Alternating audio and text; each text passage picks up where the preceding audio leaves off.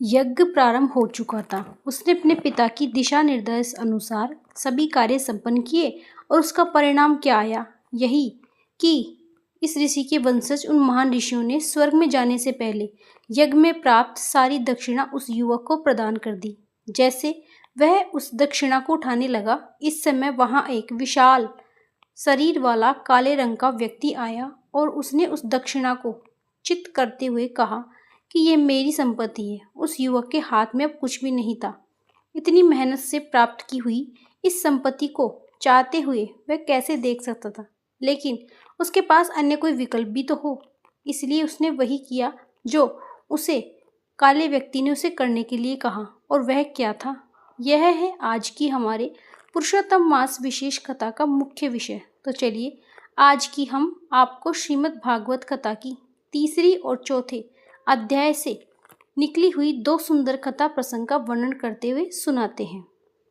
आपको पता ही होगा, इस समय हम वैभव मनु के विभिन्न पुत्रों और उनके वंशजों की कथा सुन रहे हैं। पिछली कथा में हमने राजा शैरवती की पुत्री सुकन्या और उसके पति च्यवन ऋषि की सुंदर कथा सुनी थी। आज हम बात करेंगे राजा शैरवती के एक पुत्र जिसका नाम था अनर्थ। उसकी अनंत का पुत्र था रेवत और इस महान राजा रेवत ने समुद्र के गहराइयों में एक सुंदर नगरी का निर्माण किया था। उस स्थान का नाम था कुचस्थल। महाराज रेवत के 100 पुत्र थे। उनमें से सबसे बड़े पुत्र का नाम था रेवत और जिसका नाम था रेवती, उसकी पत्नी का नाम। जब रेवती विवाह योग्य हुई तो राजा कुकर्मी को उसके योग्य वर होने की चिंता होने लगी।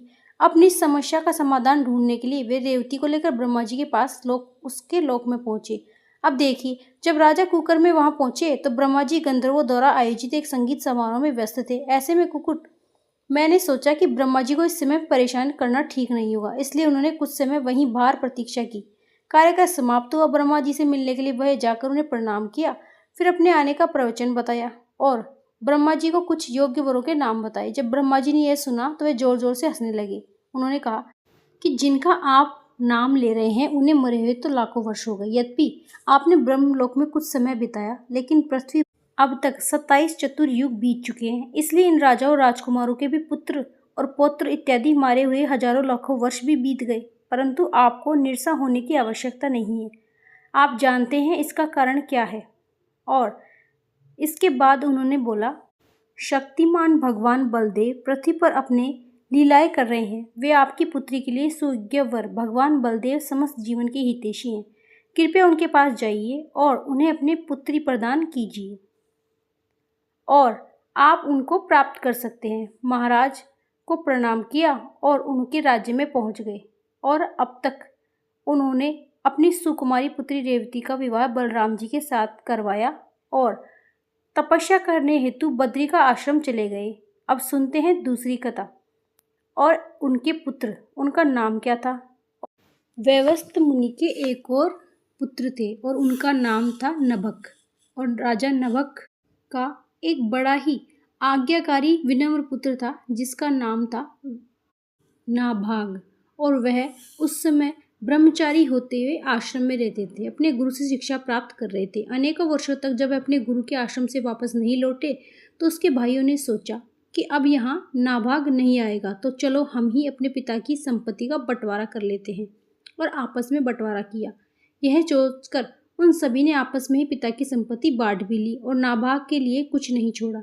कुछ समय बाद नाभाग घर लौटा तो उसने देखा कि यहाँ तो उसके पिताजी की सारी संपत्ति का बंटवारा हो चुका।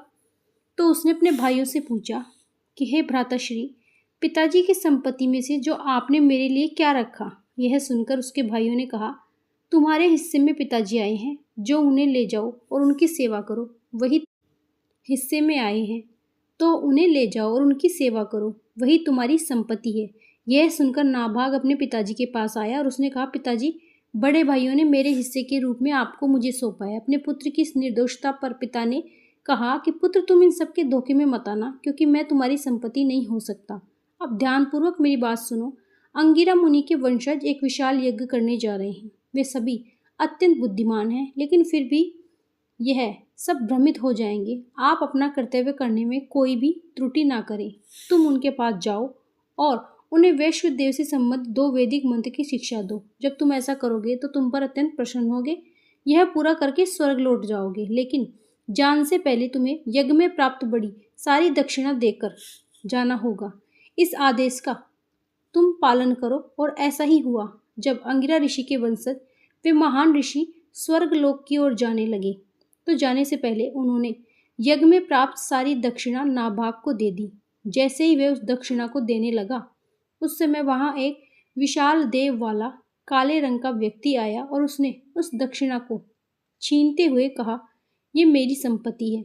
यह सुनकर नाभाग ने उत्तर दिया, लेकिन यह संपत्ति मुझे अंगिरा मुनि के वंशज होने ने दी है, इसलिए यह मेरी है। लेकिन उस काले रंग के वाले व्यक्ति ने कहा, ठीक है, एक कार्य करते हैं, हम दोनों तुम्हारे पिता के पास चलते हैं, वहीं हमारे मतभेदों को सुलझाएंगे।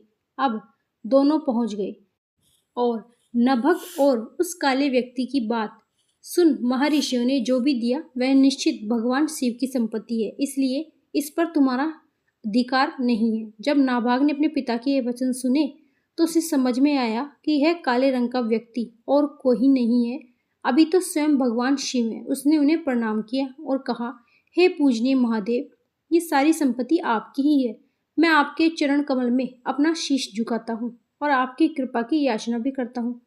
नाभाग की पितृ भक्ति को देखकर भगवान शिव ने कहा कि नाभाग, तुम्हारे पिता का निर्णय यह बहुत स्त्रोत है। तुमने उनकी बात को सहर्ष स्वीकार किया, इसलिए मैं तुमसे अत्यंत प्रसन्न हूँ और ब्राह्मण द्वारा दी गई सारी संपत्ति मैं तुम्हें लौटा रहा हूँ।